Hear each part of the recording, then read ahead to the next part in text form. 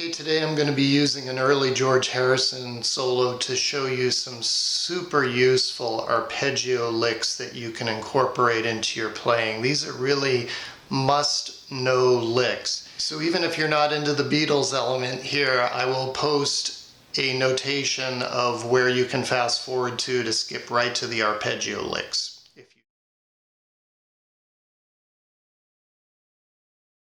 Alright, so the solo, which I will break down for you first, is from Baby It's You, and it's specifically from the BBC version. If you don't have the BBC albums, you've got to get them. They're incredible. They show, in my opinion, if the Beatles had never written an original song, they still would have gone down as the greatest cover band in history, because of covers like Baby It's You, which they had also done in a studio recording.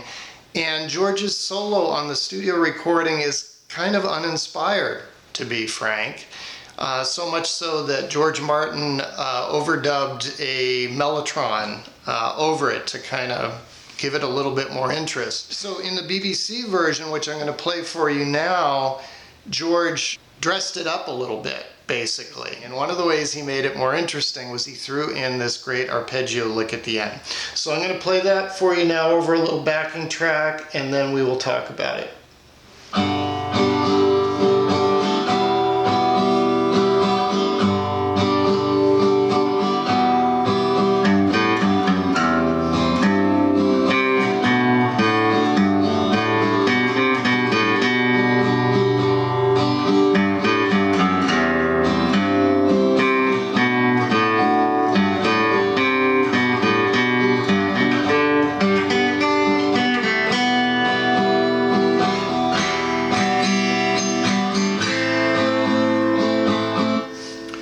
So that's the solo, and as you can see, very simple, right? You're not going to get much easier than this. It's just simple G major scale on the bottom two strings.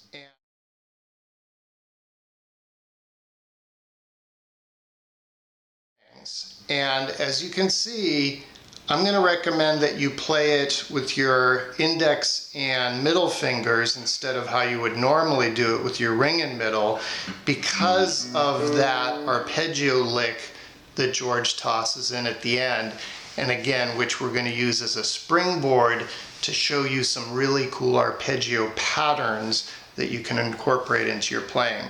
Okay, so the solo itself, use the YouTube slowdown. If you don't know about the YouTube slowdown, in the lower right hand corner of your screen, you can click on an icon that will allow you to slow down the speed of any YouTube video, and that's going to be your easiest way to do this.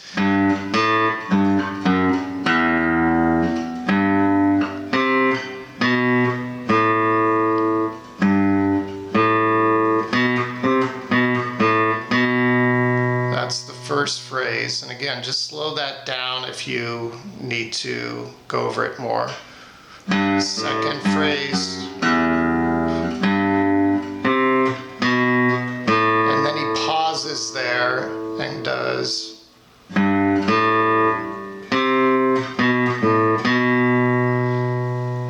So the whole thing is open 2 3, open 2 3 on those two strings. It's a total of 6 notes. He plays around with the timing of those notes compared to the studio version, to the BBC version. So you don't have to necessarily get the timing exactly right.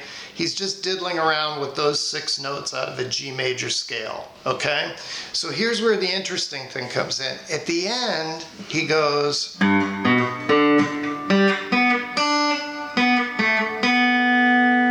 what caught my ear was like, wow, okay, that is a classic arpeggio lick, and that's a pattern that you really need to know. So we're playing the root, the major third, and the fifth out of a G major chord, right?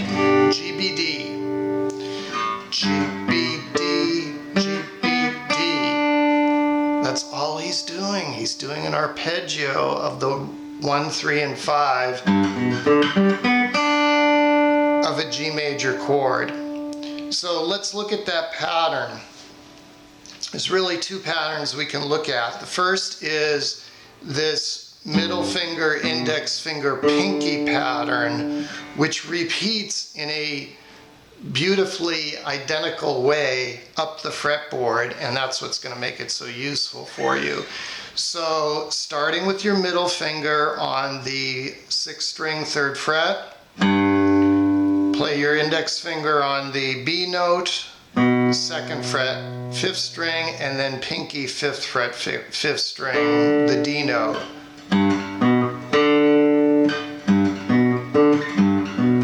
Practice that form because that's where it's gonna repeat.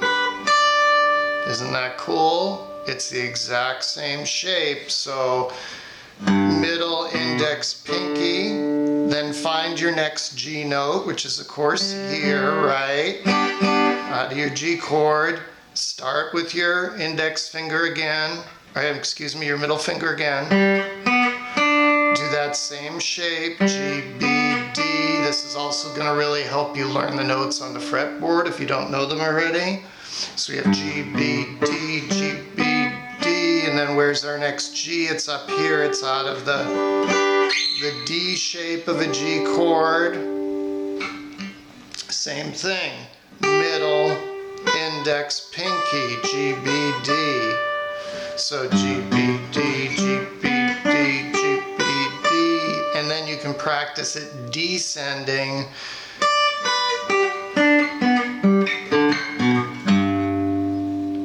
And then do it over an A,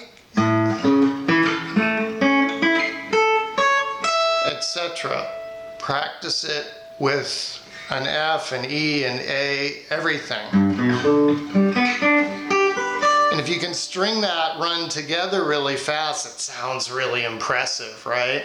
And it can be used as a way of getting from down here up into, you know,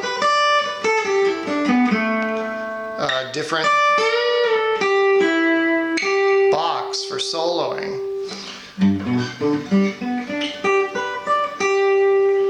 Alright, so that's the first shape. Think of it as a sort of a little triangle. The second one is the one that George did, and it starts the same way, but you stay in position and you go right into that E, or I like to call it the F shape. So, and you could finger that in two ways. You could finger it the way I just showed you with your pinky landing there, and then jump your middle finger in. But I kind of like to use the ring finger for both and just lean it over so it looks like this. It's quicker. So if you're doing the up the neck one, use your pinky, but if you're doing the one that stays here in position, I think it's easier to use your ring finger. And then at the end, George just did, that's 4, 2, 4 on the 3rd string, which again are just notes out of your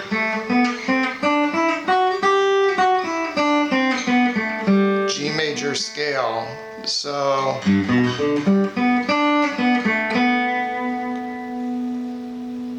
alright, so back to the arpeggio pattern. So far we have 2. We have, and then we have, the last one I'm going to show you is over the A shape out of Caged, right? This is over, we've been playing over the E shape. So let's say you're in a 1-4-5 and you just went from the G, the 1 chord, to the 4, the C chord here, A shape of a C chord. You've got another arpeggio pattern there out of your A shape. again. So it starts the same way with that middle index pinky thing. So again, G chord, G, B, D, C chord, C, E, G.